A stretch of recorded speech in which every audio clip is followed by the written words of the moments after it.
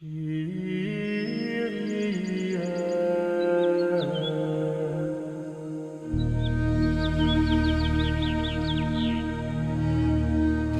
vamos dar sequência a esse início, das nossas palestras de 2023 com a nossa segunda palestra sobre conversão, ok? E o tema vai ser o de hoje, metanoia, a reorientação profunda do espírito.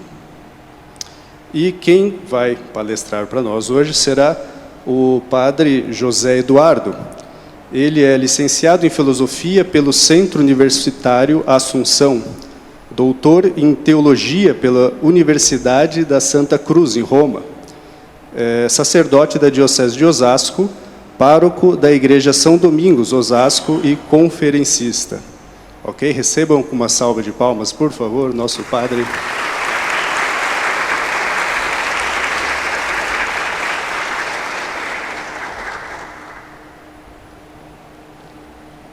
Vamos ficar em pé e vamos fazer uma oração? Em nome do Pai, do Filho e do Espírito Santo. Amém. Vinde, Espírito Santo, enchei os corações dos vossos fiéis e acendei neles o fogo do vosso amor. Enviai o vosso Espírito e tudo será. Renovareis a face da terra. Oremos.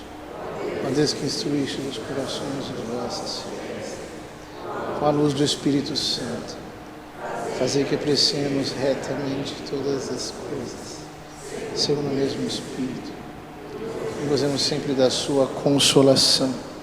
Por Cristo Senhor nosso. Amém. Ave Maria, cheia de graça, o Senhor é convosco. Bendito é o fruto do vosso ventre, Jesus. Santa Maria, Mãe de Deus, agora e na hora de nossa morte. Amém. São José, rogai por nós. São Bento, em nome do Pai, e do Filho, e do Espírito Santo. Muito bom. Eu quero também dar as boas-vindas aos seminaristas do Seminário Mater Ecclesiae que estão aqui. Vários deles foram meus alunos também. E, muito bom, hoje nós vamos falar sobre esse tema que é tão crucial para o nosso crescimento espiritual, que é o tema da conversão. Há muitos modos de abordar esse tema,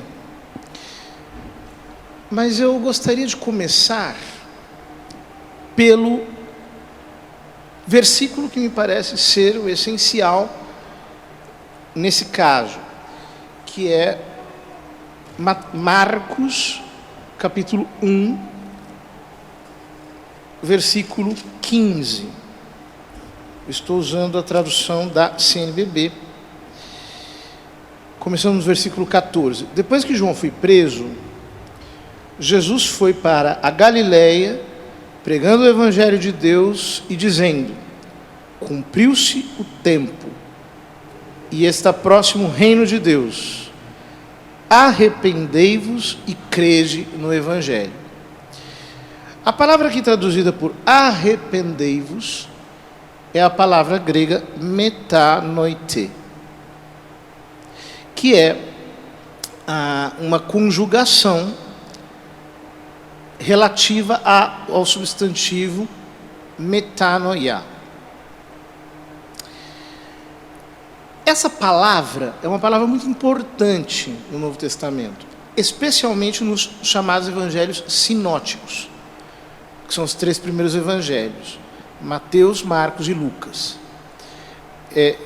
Essa expressão teológica, evangelhos sinóticos, se dá pelo fato de que esses 3 evangelhos podem ser lidos em sinopse, podem ser colocados lado a lado, eles têm a mesma estrutura fundamental e, portanto, uma linguagem também que lhes é muito comum.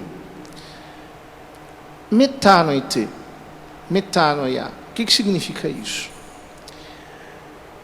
esta é a junção de duas palavras gregas. Nous, em grego, é a inteligência, ou o pensamento. É um ato próprio da nossa psique, da nossa alma. É o ato mais característico da nossa alma. É o mais profundo e elevado ato da nossa alma. O ato de pensar, de inteligir.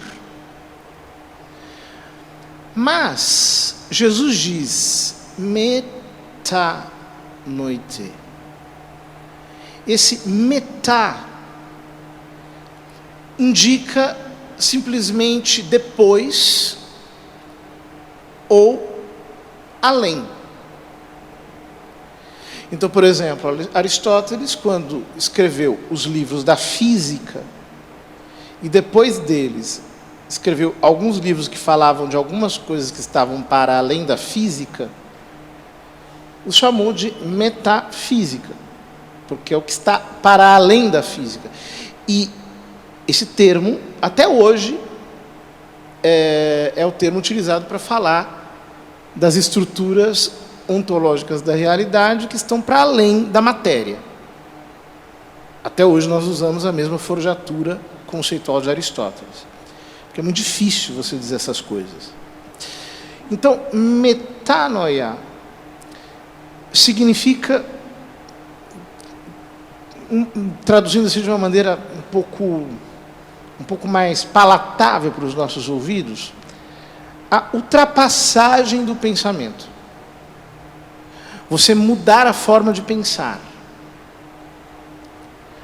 Mas, também, essa maneira de traduzir metanoia é fraca. Por quê? Porque quando ele diz metanoite, ele não está querendo dizer apenas vamos além do pensamento atual, ou pensem depois daquilo que vocês enxergam. O que ele está querendo dizer é algo mais profundo. Ele está querendo dizer que nós precisamos mudar intimamente a nossa percepção da realidade inteira. O nosso ser precisa ser reorientado de tal modo que as nossas perspectivas mudem completamente. E é por isso que essa palavra, metanoia, frequentemente é traduzida como conversão. Por quê? O que é a conversão? Então, por exemplo, você está dirigindo o carro, o navegador diz, conversão à direita. O que significa isso? Você vai se voltar totalmente para a direita. É uma mudança de rumo. É uma mudança de orientação. É como se você adquirisse uma bússola nova e a orientasse, ou melhor, e ela reorientasse o seu espírito por inteiro. Aquilo que em você é mais íntimo. Como alguém, por exemplo, que acorda da hipnose e percebe que estava num estado alterado de consciência, que de repente percebeu outros fatores e notou a realidade como um todo de uma maneira diferente. Eu me lembro que há um tempo atrás eu assisti uma pegadinha muito sugestiva na internet. Depois eu procurei e não encontrei de novo. Que é assim, a pegadinha consistia no seguinte. A vítima, né, chegava e o ator dizia para ele, olha, eu vou entregar agora uma aliança, vou fazer um pedido de casamento para minha noiva, eu queria que você filmasse com o celular. Né? Isso é uma pegadinha anglo-saxônica, deve ter sido na Inglaterra, em algum lugar assim. E aí o rapaz, inocentemente, pegava o celular, começava a filmar, né? E o rapaz batia na porta, sai a noiva, o rapaz se ajoelha, ela se emociona, etc., está surpreendida, e no alto da janela, nas costas do noivo, vai pulando o outro. Né? Obviamente é um ator, né? Então vai pulando o outro, e o outro fala assim, não, por favor, mostra para lá, desvia a atenção dele. E ele se vê naquela situação em que, de repente, ele se torna cúmplice de um adultério que ele está ajudando a acontecer porque o rapaz inocentemente está pedindo a mão da noiva em casamento. Só que o fim da pegadinha não é esse, né? O fim da pegadinha é que ele acha que está flagrando algo absurdo, mas, na verdade, é ele que está sendo flagrado. E aí, quando ele percebe o que está acontecendo, quando dizem que é uma pegadinha, o cara acorda e vê, nossa, que loucura, né? Ele acorda para uma nova realidade. Então, a conversão é exatamente esse choque de realidade. Você achava que a realidade ia, digamos assim, até aqui. Então você percebe que ela vai além daqui. Você achava, por exemplo, que a realidade era apenas esse mundo material, esse mundo feito de bens, de prazeres, de excelências. E, de repente, você acorda dessa hipnose e percebe que existe uma realidade sobrenatural, que está para além do que você está vendo. E que essa realidade sobrenatural, além de ser infinitamente mais rica, é ela que determina, na verdade, tudo que está aqui. E a minha vida aqui é apenas um breve instante, em relação a uma eternidade que terá duração ilimitada, que na verdade será a minha verdadeira vida. E tudo que eu estou vivendo aqui não passa apenas de uma preparação, de um teste, de uma prova para aquilo que virá depois, que aquilo sim é que será consistente, duradouro, imperecível, permanente, que é massacrantemente real. E essa experiência de você, de repente, acordar para a verdadeira realidade, cuja supremacia espiritual, é o que caracteriza, de modo mais profundo, o que nós chamamos de conversão. E essa é uma experiência maravilhosa. Ainda que seja cheia de sofrimentos, de desencontros, ainda que ela comporte dificuldades e adaptações inacreditáveis.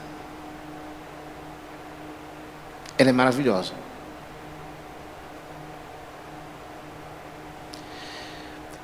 Esses dias eu estava vendo, por exemplo, a história da irmã Claire. Uma história maravilhosa. Uma moça baladeira que era completamente sex lib, totalmente envolvida com tudo que há de mais mundano, e que uma amiga dela a inscreveu num retiro sem que ela soubesse. E ela, durante a Semana Santa, teve que ir a esse retiro. E foi vivendo o retiro como se nada daquilo fosse realmente verdadeiro.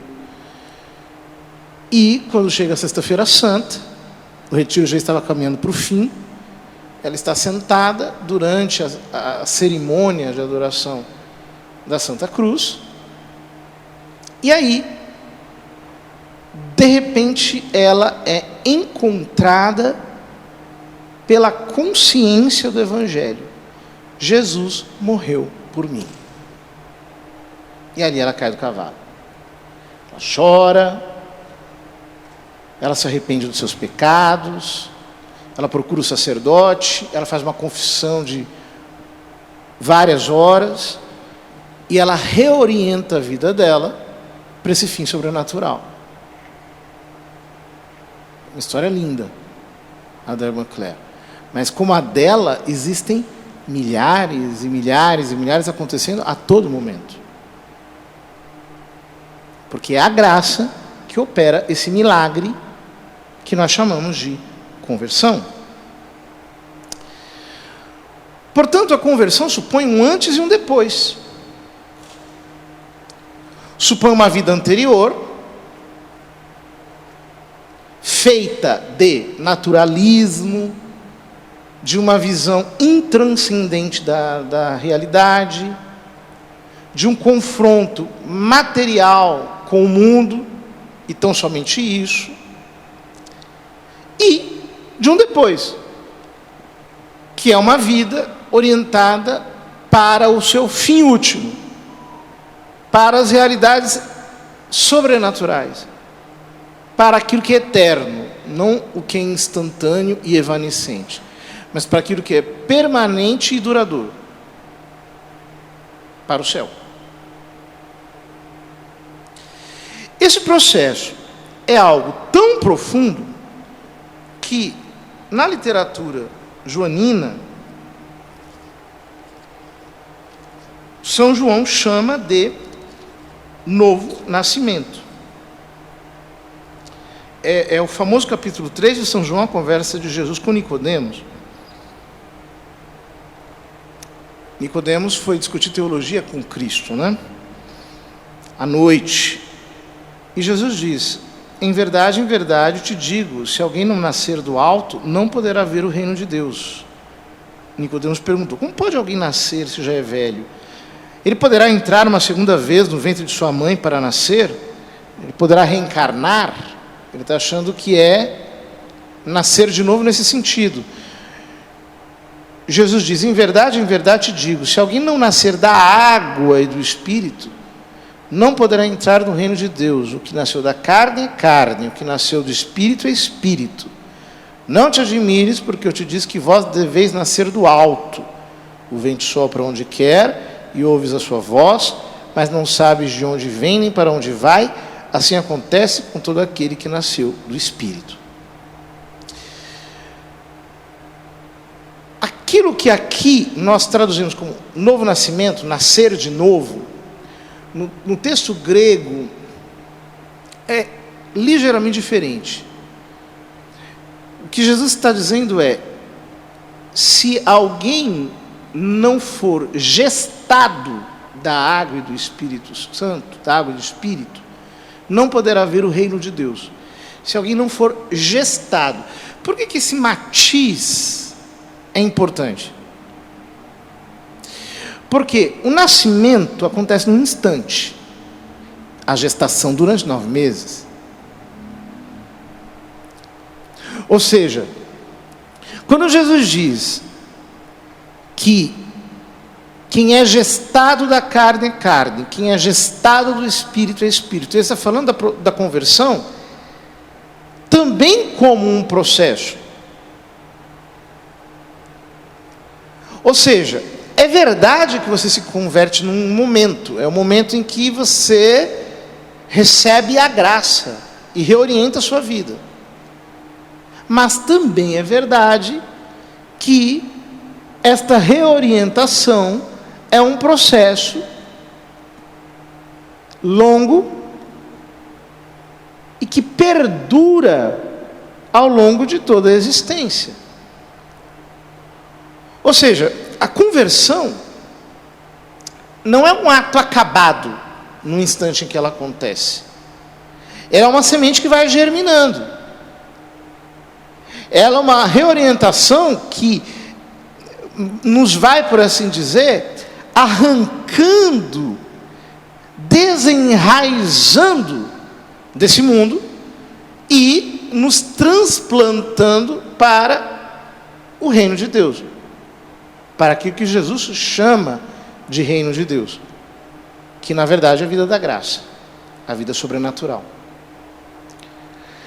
É exatamente disso que São Paulo fala em Romanos, no capítulo 12, quando ele explica o que é conversão para ele. Ele diz o seguinte: eu vos exorto, pois, irmãos, pela misericórdia de Deus, a oferecerdes os vossos corpos em sacrifício vivo, santo e agradável a Deus. Este é o vosso verdadeiro culto. Não vos conformeis com este mundo. A palavra mundo aqui é a palavra século, em grego aion. Quer dizer, não vos conformeis com esta era, com esta ordem de coisas, mas transformai-vos pela renovação da vossa mente. Então ele descreve aqui um processo dinâmico.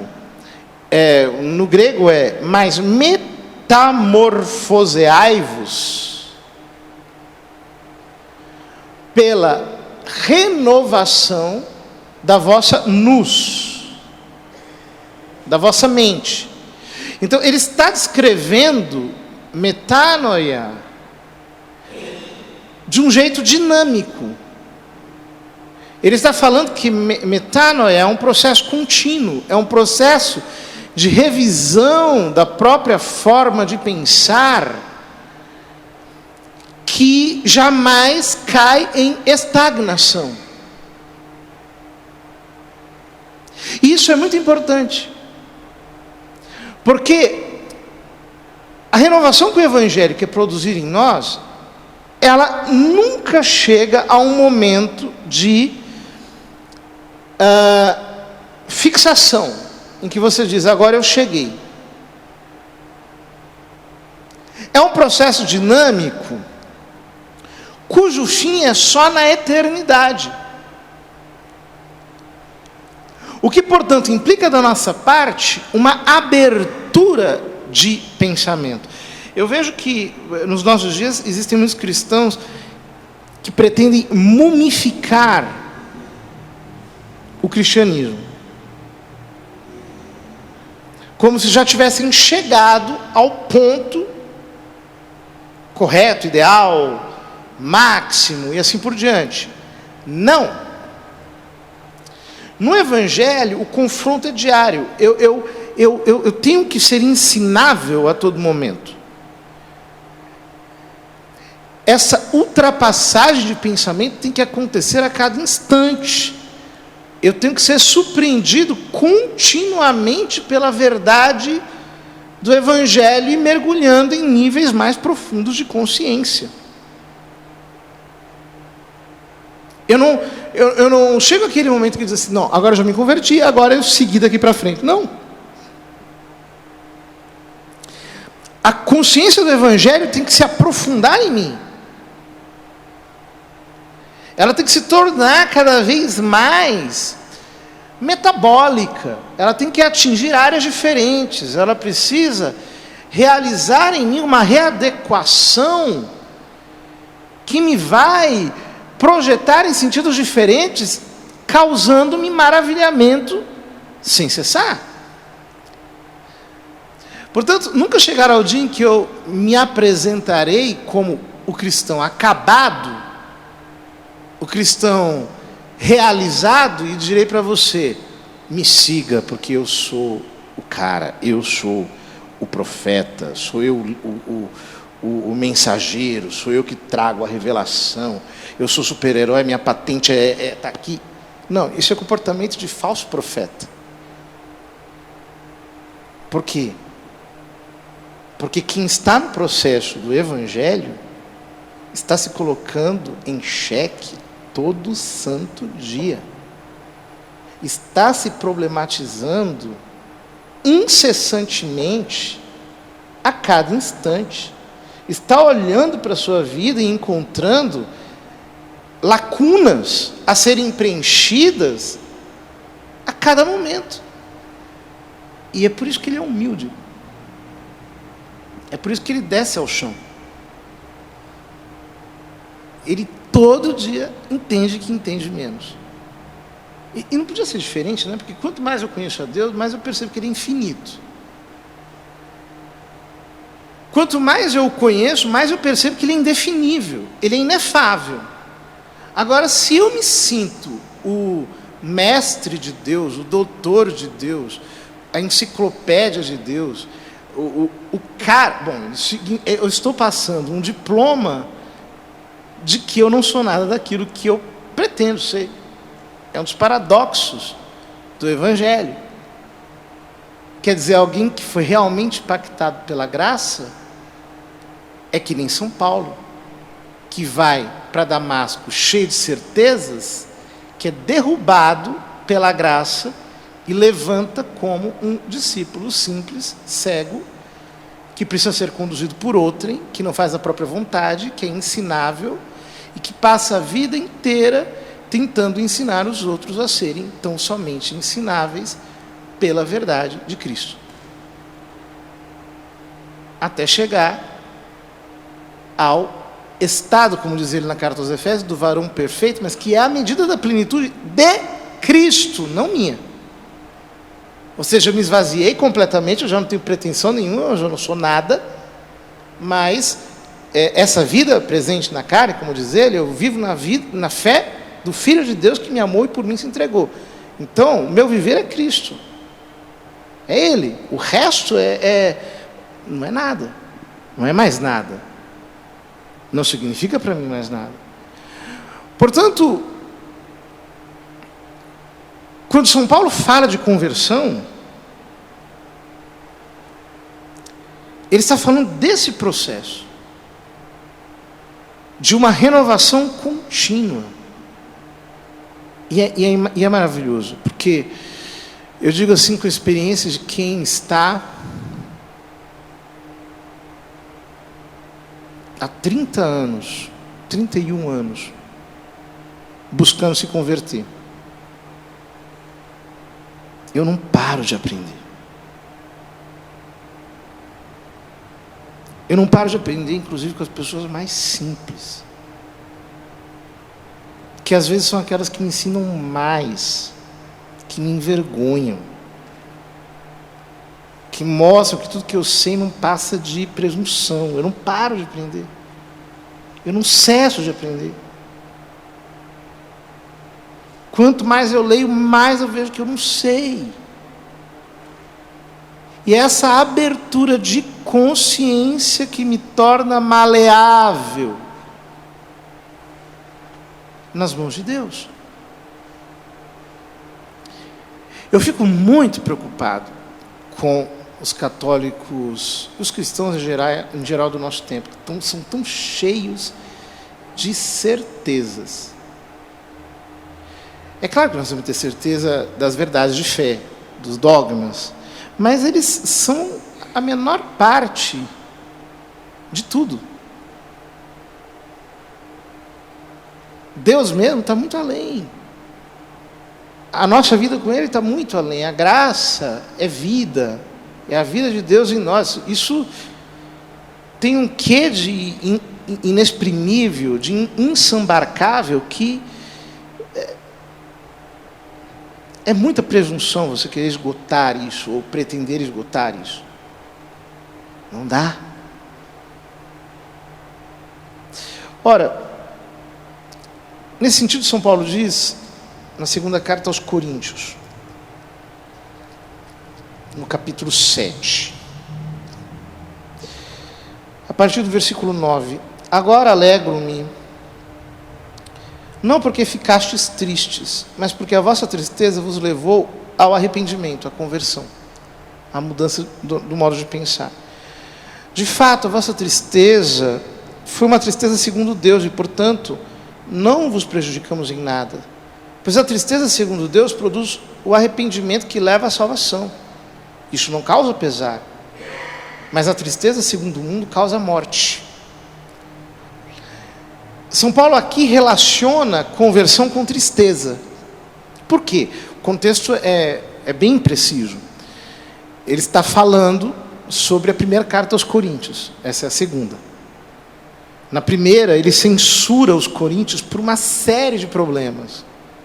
É cacetada para todo lado. Já no começo da carta aos Coríntios, ele critica as divisões que há na igreja. Depois ele fala sobre o incestuoso que eles admitiram no meio deles. E São Paulo pega pesado quando fala disso, porque ele aproveita e denuncia um monte de pecado. Depois ele fala sobre os escândalos daqueles que comem carnes sacrificadas aos ídolos. Aí ele fala sobre os escândalos durante a celebração da Eucaristia, sobre o uso abusivo dos dons e carismas, sem ordem nem decoro, sobre as doutrinas heréticas que estão ensinando naquele tempo contra a ressurreição. E aí ele termina 1 Coríntios. E a carta causa entre eles uma depressão comunitária. Porque o apóstolo, que havia estabelecido o fundamento daquela igreja em Corinto, e um fundamento tão lindo, quando nós lemos nos Atos dos Apóstolos a fundação dessa igreja, foi uma coisa maravilhosa. Ele está voltando de uma pregação fracassada em Atenas, vai para Corinto, Áquila e Priscila estão ali, o ajudam na edificação daquela comunidade, é tudo maravilhoso, e depois ele sai. E quando ele sai, vai primeiro para Antioquia, depois volta, fica no meio do caminho, chegam as notícias, ele escreve essa primeira carta. E ela causa tristeza no coração dos coríntios. É tão verdade que quando ele começa, ele meio que começa a pegar leve, né? Ele diz assim: se alguém causou tristeza, não causou a mim somente, mas em parte, sem exagerar, a todos vós. Para esse tal, ele está falando do incestuoso que ele havia mandado excluir da igreja. Ele diz: para esse tal, basta repreensão por parte da maioria. Agora, pelo contrário, é melhor que o perdoeis e o consoleis, para que não venha consumir-se de tristeza. Por isso eu vos exorto a confirmardes o vosso amor para com ele. Quer dizer, meio que sem jeito, peguei pesado demais, e aqui, olha, voltem lá, pelo amor de Deus, né? Para ele não cair em desespero, voltem lá, mostrem o amor. Não façam isso. Voltem atrás. Reintroduzam esse homem aí entre vocês. Mas aí ele vai, lá no capítulo 7, diz: essa tristeza que foi causada em vocês pela minha carta, é uma tristeza para conversão. É uma tristeza boa. É a tristeza do arrependimento. Portanto, não existe verdadeira conversão sem esse pesar pelos nossos pecados. E é um pesar que vai adquirindo novos conteúdos ao longo da vida. Por quê? Porque a peneira vai afinando. E se não for afinando é porque você não está no processo. Quer dizer, quando você começa a sua caminhada, o que te incomoda são coisas mais grosseiras. É o fato de que você não vai à missa, de que você não conhece direito a fé, você negligenciou a sua formação catequética. É o fato de que você comete pecados monstruosos do ponto de vista da sexualidade. É o fato de que você vive uma vida materialista. Bom, são coisas mais grosseiras. Só que na medida que você vai progredindo no processo de conversão, você vai se entristecendo por outras coisas. Por coisas que estão mais no fundo da sua alma. As coisas que antes você achava que eram insignificantes começam a te incomodar. Isso é um sinal de que você está no processo. Porque você se entristece com falhas que são, talvez aos olhos dos outros, não tão importantes. Por exemplo, você faz um comentário desnecessário. Você é ácido quando fala com alguém. Você poderia ter sido mais generoso quando você vai prestar algum serviço, mais alegre e desprendido. Você poderia ter sido mais amoroso, ter demonstrado mais afeto. E coisas desse tipo. Porque essas coisas revelam um fundo de maldade, um fundo de malícia. Quer dizer, quando a gente começa a se converter, a gente se arrepende muito pelos pecados de fragilidade. Então, sei lá, um jovem, por exemplo, se converte, se arrepende muito porque ele via pornografia na internet e cometia atos de impudicícia solitariamente. Mas, quando você está num processo um pouco mais avançado de conversão, em que você não recai nessas faltas, você percebe que existe um fundo de ruindade mais estabelecido, um núcleo que precisa ser quebrado. Então você começa a ser levado pela graça a um pesar mais profundo, a uma tristeza relativa a essas malícias. É aí que a conversão começa a se tornar real, e não apenas uma conversão epidérmica, exterior, superficial. Vejam, existe uma noção de conversão que é extremamente superficial. Então, por exemplo, fulano se torna católico. Então, antes de ele ser católico, ele frequentava a discoteca. Aí, depois que ele vira católico, ele começa a frequentar a cristoteca. Antes de ser católico, ele vestia Nicoboco, Lacoste.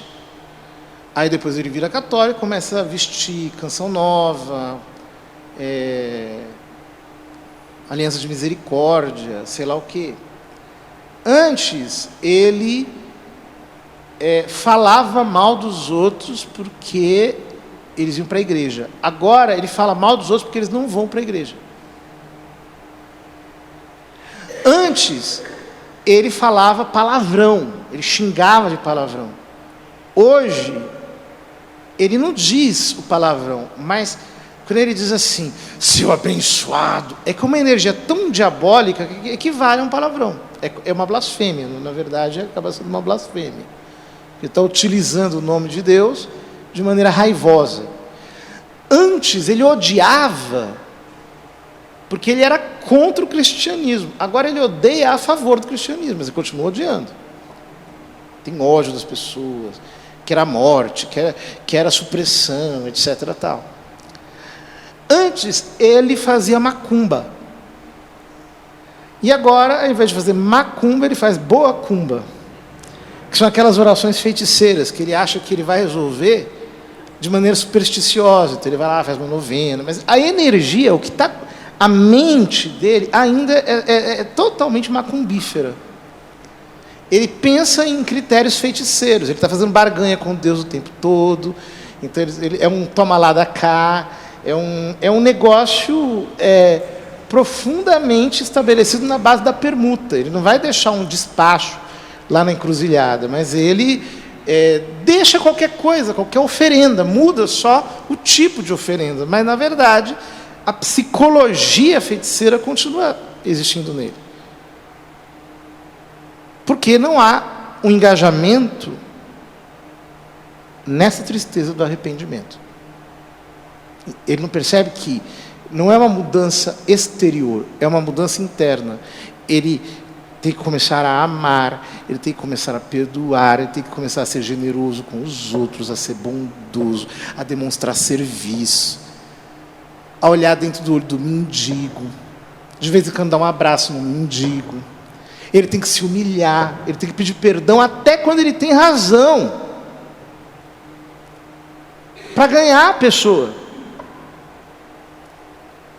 E até como um meio de se humilhar um pouco, de se rastejar. Ele precisa ser manso. Ou seja, é uma transformação que engaja o meu comportamento como um todo. E que me faz me entristecer pelo meu modo de ser precedente. Se eu não tenho isso, eu posso me recobrir de qualquer coisa. Isso não é conversão. Porque eu preciso verdadeiramente, como diz Jesus em São Lucas.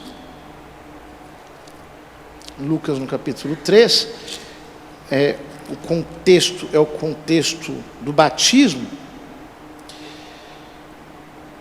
Essa é a pregação de João Batista. Muito obrigado, querido. Produzi, pois, frutos dignos de vosso arrependimento, e não comeceis a dizer a vós mesmos, nosso pai é Abraão, pois eu vos digo que destas pedras Deus pode suscitar filhos a Abraão. São João Batista está acusando os judeus. Ele está dizendo, vocês dizem que são filhos de Abraão. No fundo, o que ele estava querendo dizer é o seguinte: Ismael também era. Conhecem a história de Abraão, né? Abraão teve 2 filhos. Um filho com a escrava, Ismael, do qual vêm os muçulmanos, e Isaac, da esposa legítima, que é o filho da promessa, que é o filho mais novo, dentre esses 2, o qual é o herdeiro. É o herdeiro. Então o que São João Batista está dizendo aqui é: filho de Abraão, Ismael também é. E nem por isso ele está no povo de Israel.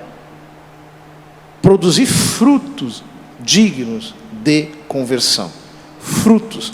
Você mostra que você se converteu não pelas suas palavras, não pelas músicas que você canta, não pelo time para o qual você torce. Não é uma questão de torcida, não é uma questão de estar de um lado. Jesus fala disso claramente no Evangelho de São Mateus, no final do Sermão da Montanha, lá no capítulo 7, quando ele diz o seguinte: ele diz, está aqui, cuidado com os falsos profetas, eles vêm até vós em pele de ovelhas, pele, mas por dentro são lobos ferozes. Pelos seus frutos os conhecereis. Acaso se colhem uvas de espinheiros? Ou figos de urtigas? Assim, toda árvore boa produz frutos bons, e toda árvore má produz frutos maus. Uma árvore boa não pode produzir frutos maus, nem uma árvore má produzir frutos bons. Toda árvore que não produz frutos bons é cortada e lançada ao fogo. Portanto, pelos seus frutos conhecereis. Nem todo que me diz, Senhor, Senhor, entrará no reino dos céus, mas só aquele que faz a vontade de meu Pai que está nos céus.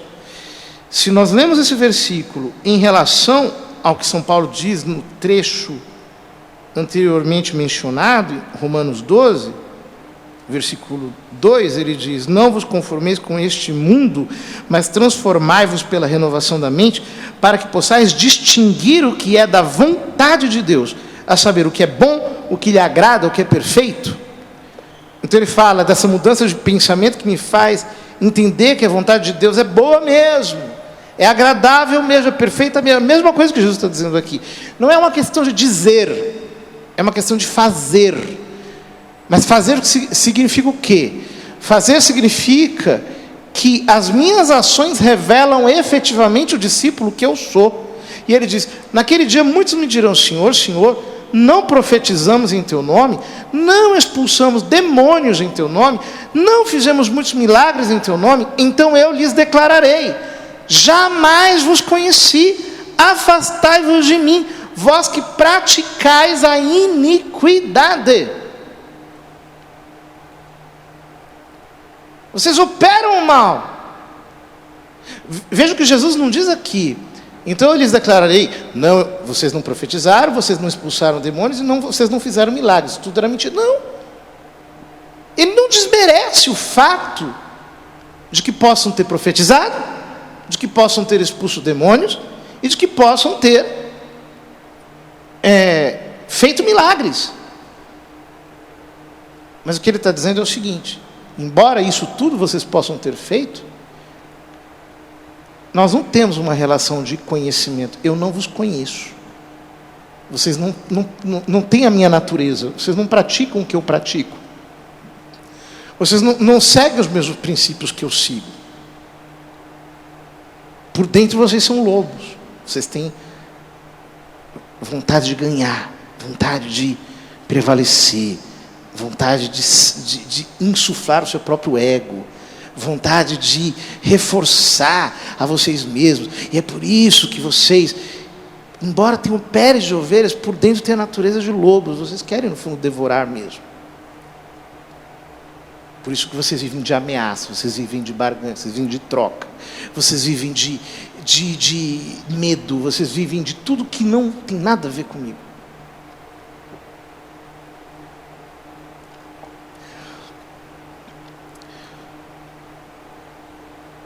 Vocês percebem que quando a gente lê o Novo Testamento com muita atenção, essas coisas saltam à vista, mas você precisa ler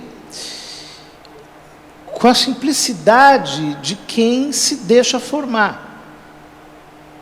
Não como quem vai lendo assim, aos tropeções, mas quem vai lendo com o verdadeiro desejo de ser ensinado por Cristo.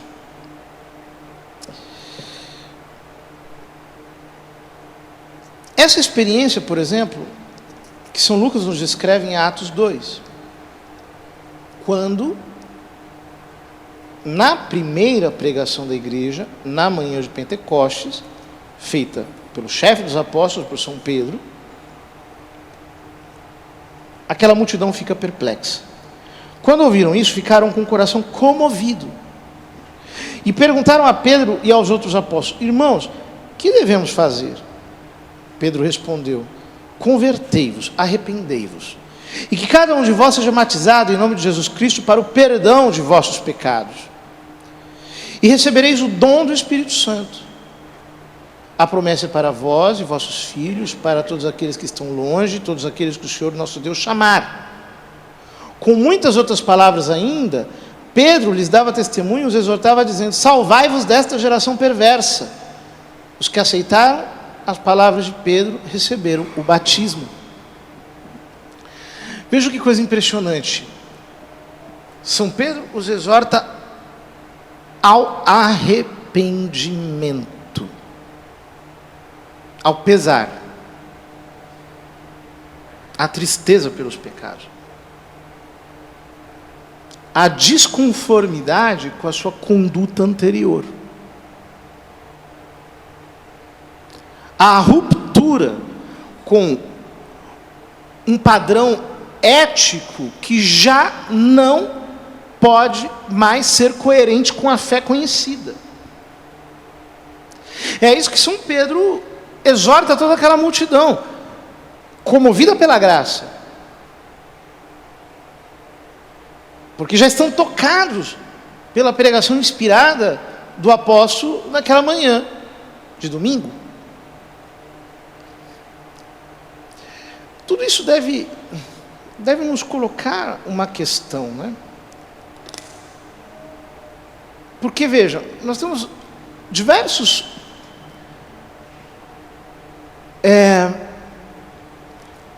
imunizações contra o arrependimento hoje em dia. A primeira imunização é a ideia de que o pecado não existe. Nada é pecado se me faz feliz, dizem as pessoas de hoje em dia. Nada é pecado se eu acho que me faz bem.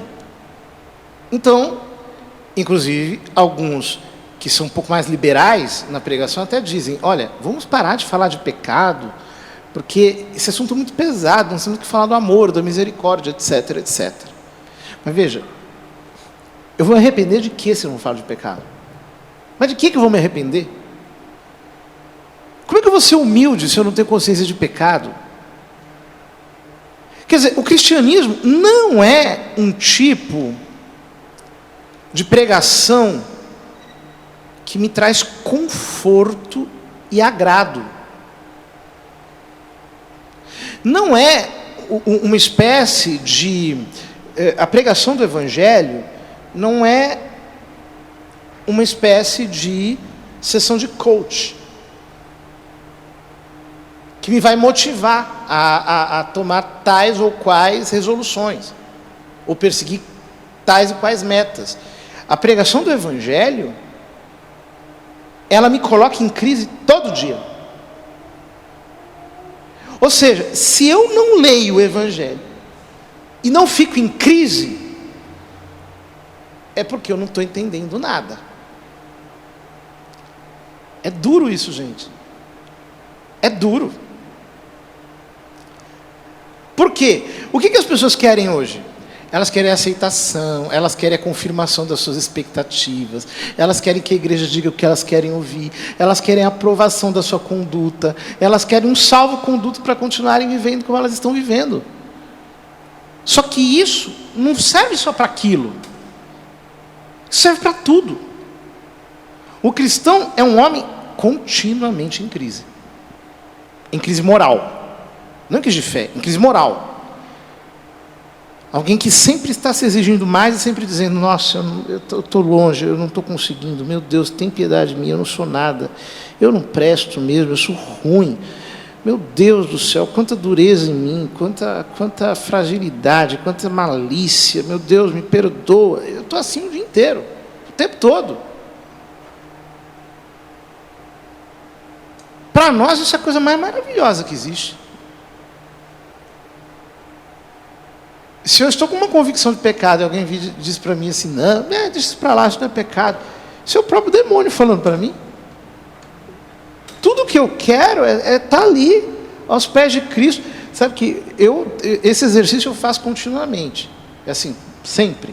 O que eu faço? Eu pego aqueles pecados mais vergonhosos que eu cometi na minha vida e me lembro, só para me humilhar. Né? Então, por exemplo, uma pessoa chega para mim e faz um elogio, nossa, que legal que você fez aquilo lá.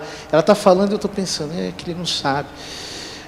Pensando, lembrando todas as coisas mais vergonhosas que eu fiz na vida, descendo lá naquele esgoto e ficando ali. Isso é bom. É bom. Isso me derruba da posição presunçosa. Isso me mostra que é a graça que me constrói.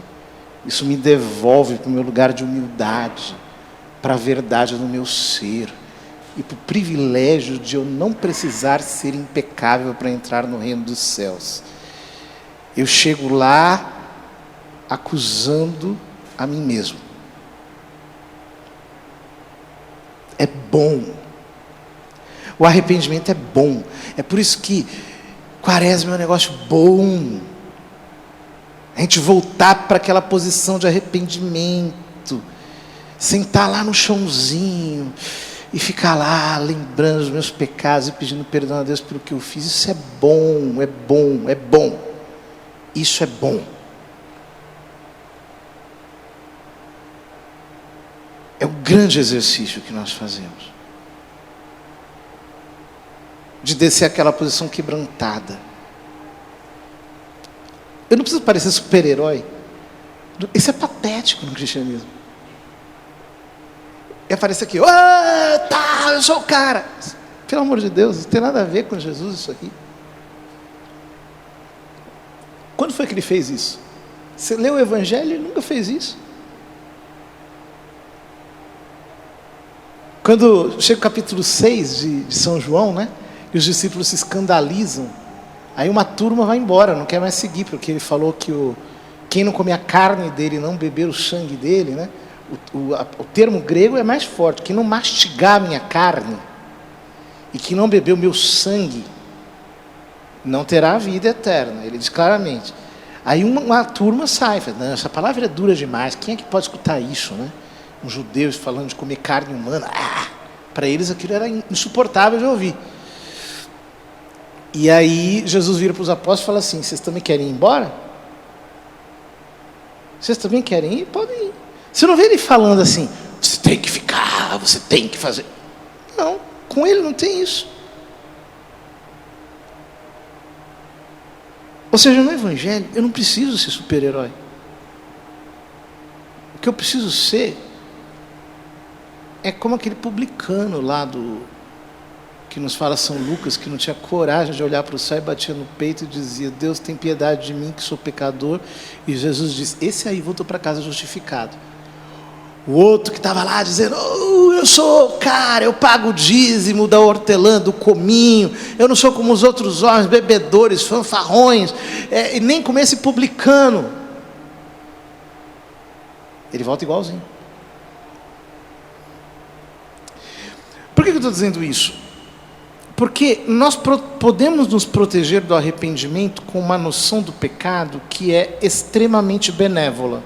Como se o pecado fosse uma falha ortográfica. Fosse apenas uma gafe.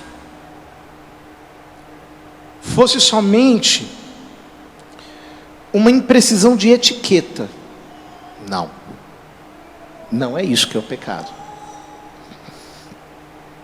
Se eu não rastreio nas minhas disposições e percebo que eu sou como um animal sedento de prazer, como um malicioso que quer o poder, como um vaidoso que precisa ser glorificado, que precisa ser louvado, se eu não percebo que eu sou um ganancioso que quer coisas e bens e dinheiro, se eu não percebo a raiz dessa maldade em mim, eu não entendi o que é pecado.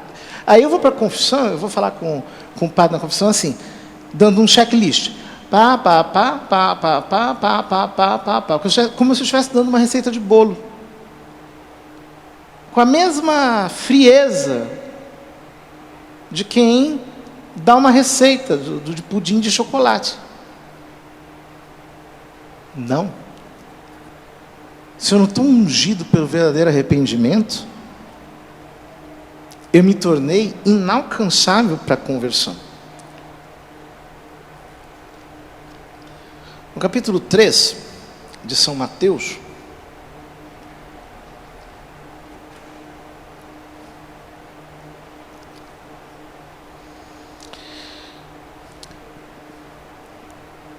João Batista diz, eu vos batizo com água, como sinal de arrependimento, mas o que vem depois de mim é mais forte do que eu. Nem eu sou digno de carregar suas sandálias. Ele vos batizará com o Espírito Santo e com fogo. Aí o pessoal acha que esse fogo aqui é o fogo, tipo assim, do fervor, da euforia espiritual, né? Mas é o fogo do juízo. Depois vem o batismo de Jesus, ele é batizado, e quando ele rasga as águas, né, diz, depois de batizado, Jesus saiu logo da água. Então o céu se abriu e viu o Espírito de Deus descer como pomba sobre ele. Por que o Espírito de Deus aparece como pomba sobre ele?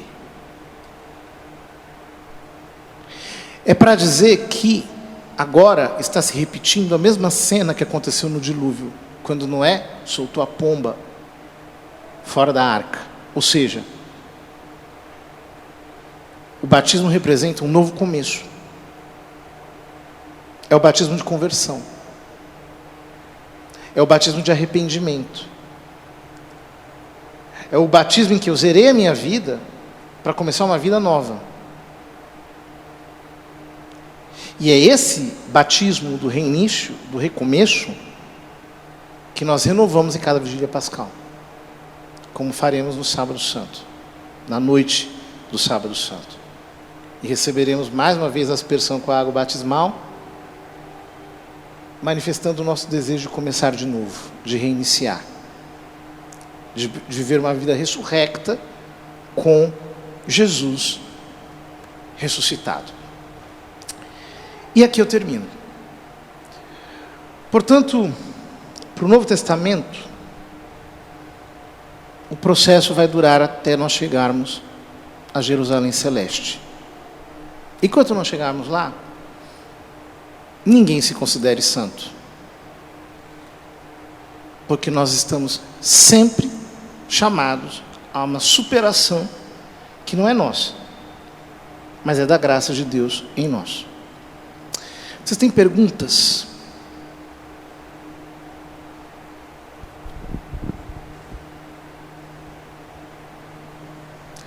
Gostariam de fazer alguma pergunta? Sintam-se à vontade.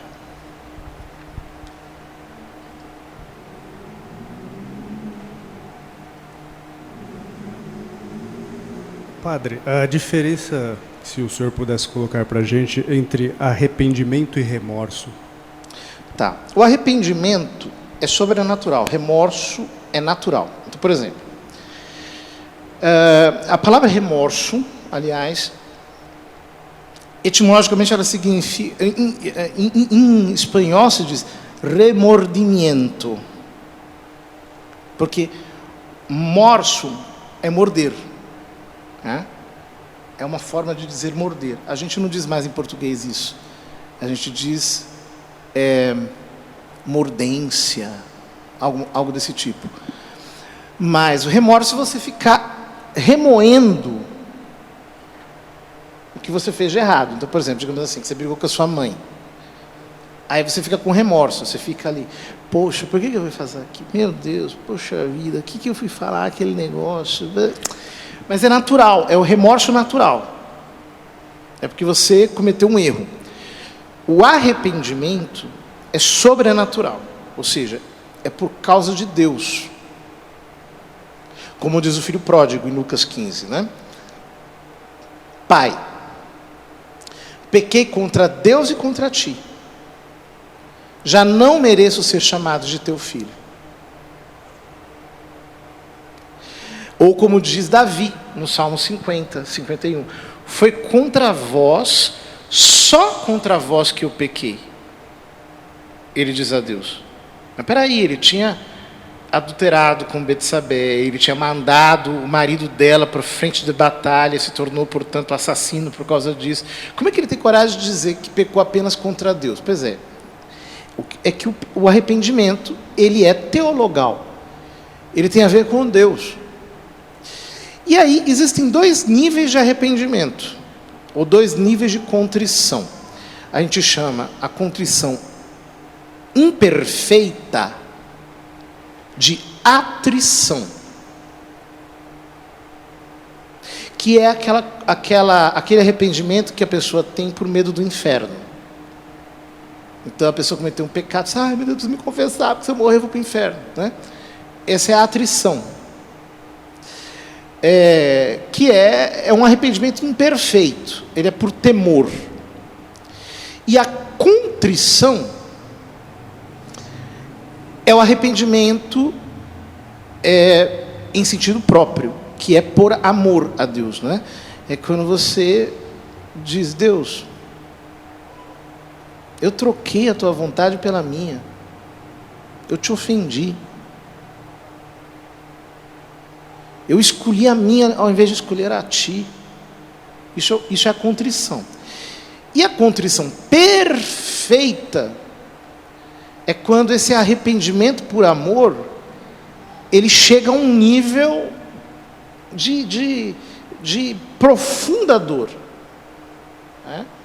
A condição perfeita é aquele arrependimento radical, assim, perfeito mesmo, que a pessoa não voltará mais a cometer aquele pecado. Então é isso. Mais uma pergunta? Lá. Vou chamar o senhor de meu xará, tá? Tá bom. O senhor me deixou eu triste. Pelo que eu entendi, tá? eu já estava achando que eu era convertido. Tá? E o senhor disse aí que a conversão não termina nunca. Assim sendo, só de eu achar que eu já era convertido, eu estou fazendo pecado quase. E eu achava que eu já estava convertido. E não é bem assim, não vai terminar nunca. Mais ou menos, né? Quer dizer, um ensino como esse que eu fiz hoje, ele serve muito mais para colocar as ideias em ordem, o coração, etc., e nos fazer perceber que talvez a gente entenda as coisas de uma maneira que precisa ser aprofundada, só isso. Não significa que o senhor está pecando só por achar que era convertido, o senhor não estava informado direito sobre esse assunto, e agora deve ter ideias um pouco mais claras sobre isso. Tá bom? Só para o senhor não se desesperar. A conversão é diária. O que mais? Mais alguma pergunta? Aqui.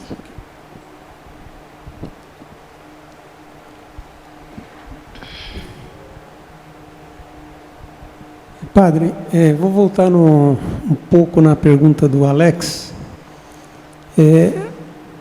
Eu sempre considerei a palavra, não só pensando na parte religiosa, vamos dizer assim, a palavra arrependimento, para mim, é uma coisa de pessoas que não fizeram alguma ação de forma consciente. Ou seja, se você se planeja bem para alguma coisa, você age com consciência. A partir daquele momento, é muito difícil para mim falar em arrependimento. Me sinto até mal em falar. Não, foi uma decisão consciente. Eu estou me convertendo, estou fazendo agora, eu quero fazer tudo diferente. Mas o arrependimento me dá a sensação de quem não... Não sei se eu consigo explicar. Eu acho que eu entendi o que você quer dizer. É que você quer dizer... Acho que o que você está querendo dizer é mais ou menos o seguinte.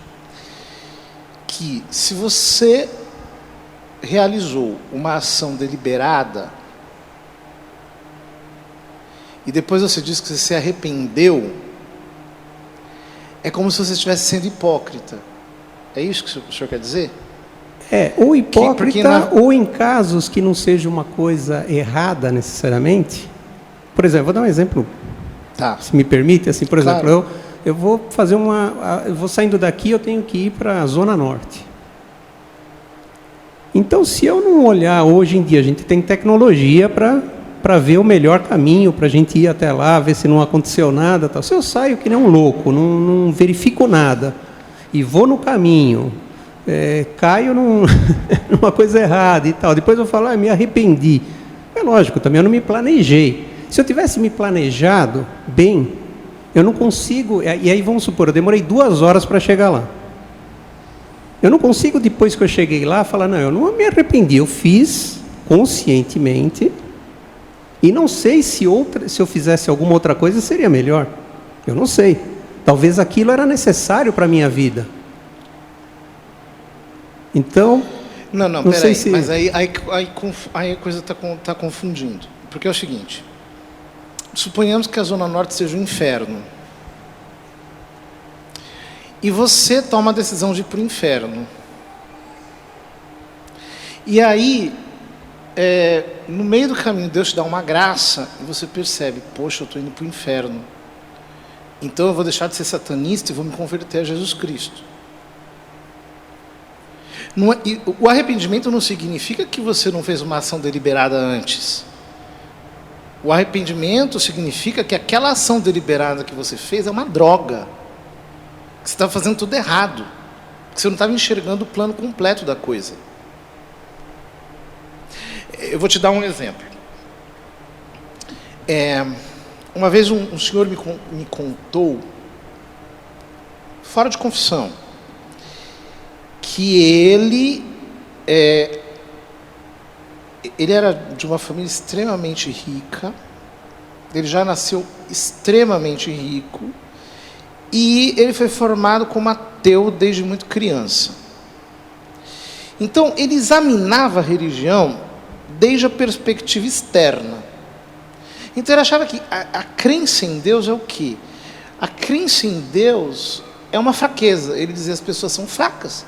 Então elas não conseguem admitir a realidade de que a vida é só matéria mesmo, que não tem sentido nenhum, que aqui só prevalece quem pode e que a vida é uma luta, é uma competição pela sobrevivência e só merece prevalecer realmente quem é mais forte.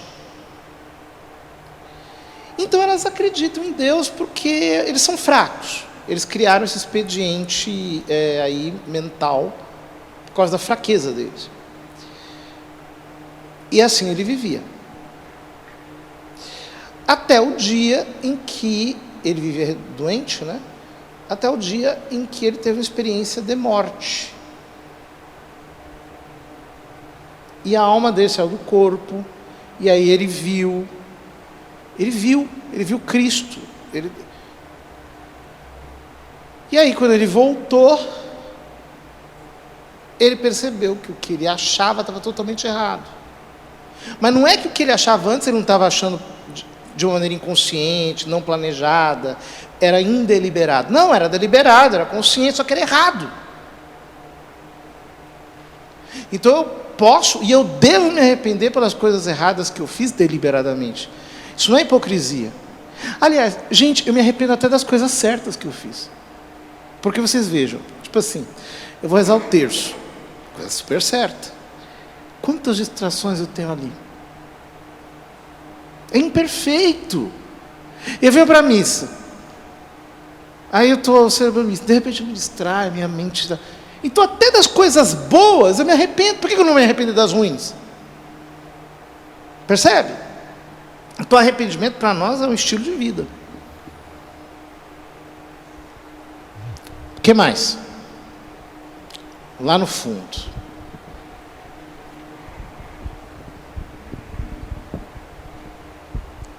Padre, o senhor falou muito de consciência. Quais dicas o senhor poderia nos dar dessa injeção diária na nossa consciência, para despertar, sabe? Olha, acompanhar a liturgia da igreja é uma coisa maravilhosa. Por quê? Porque a liturgia da igreja sempre vai nos levar por... A igreja é uma mãe, né? Então ela vai nos levando uma pedagogia que é totalmente... doce, suave, né? E a igreja é assim, então ela tem tempos de penitência, depois vem um tempo de festa, aí depois volta para um tempo mais ordinário, aí depois volta a penitência de novo, aí depois volta a festa de novo, depois... É assim, então a igreja, ela vai nos levando pela medida certa, nos ciclos que nós precisamos para justamente nós crescermos na nossa vida espiritual. Então, ter uma espiritualidade litúrgica é uma coisa muito boa. E, ademais, conhecer obras clássicas do cristianismo, né? Que são leituras espirituais que nos ajudam a crescer na intimidade com Deus. O que mais? Aqui. Então, já para terminar, né, Padre Zé Eduardo, estou acompanhado de alguns seminaristas lá do Mater Ecclesiae, como o senhor falou. Então, gostaria que o senhor nos desse algumas dicas de como viver essa reorientação do espírito, né, nesse caminho longo que é o caminho do seminário. É dizer, como viver bem essa conversão, nós que almejamos esse ministério, né, sacerdotal.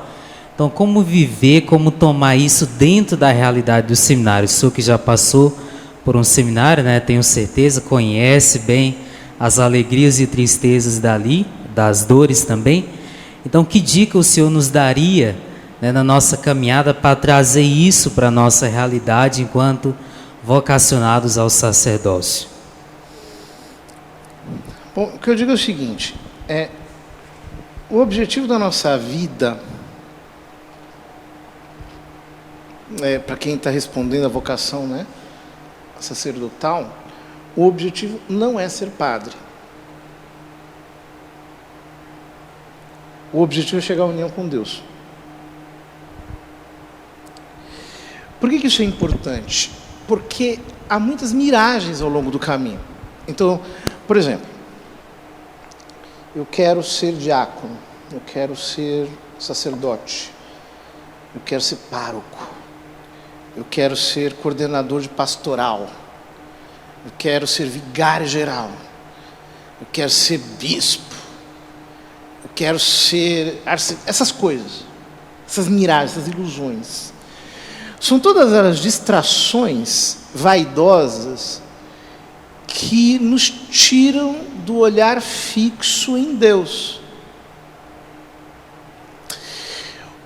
O caminho, a vida espiritual, ela não é feita de colecionar patentes.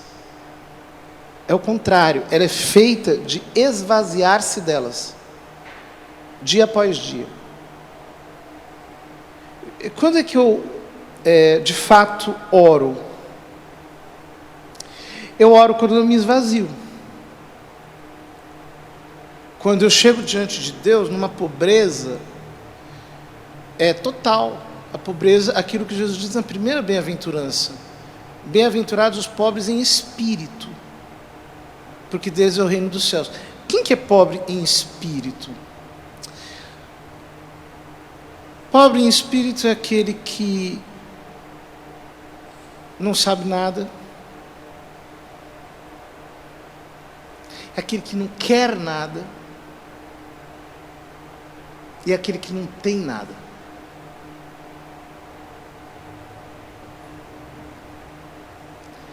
Então, no dia que eu fui chamado para Deus para ser sacerdote, eu não fui chamado para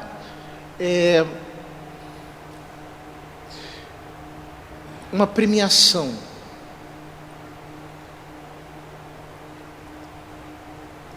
Eu fui chamado para servir, para colocar a minha vida à disposição dele. Só isso. Com a simplicidade de quem pega uma vassoura e varre o chão. Se eu não perder de vista que a minha finalidade é me esvaziar cada dia mais, para que Ele me preencha e Ele seja a minha única recompensa, você pode ter milhões de patentes, você vai com todas elas para o inferno, e aí terá valido a pena uma vida de renúncias, uma vida de sacrifícios, uma vida de dedicação, simplesmente para inchar a própria vaidade, muitas vezes sem que eu tenha as condições para nada daquilo? Não compensa. Se for por menos do que Deus, não compensa. Nada compensa. Não compensa nem estar aqui. Então, esse tem que ser o nosso foco. Isso não é só para quem tem a vocação, quem foi chamado por Deus sacerdócio, mas esse é o foco para qualquer cristão. Se for menos do que Deus, não vale a pena. Tá bom? Vamos encerrar?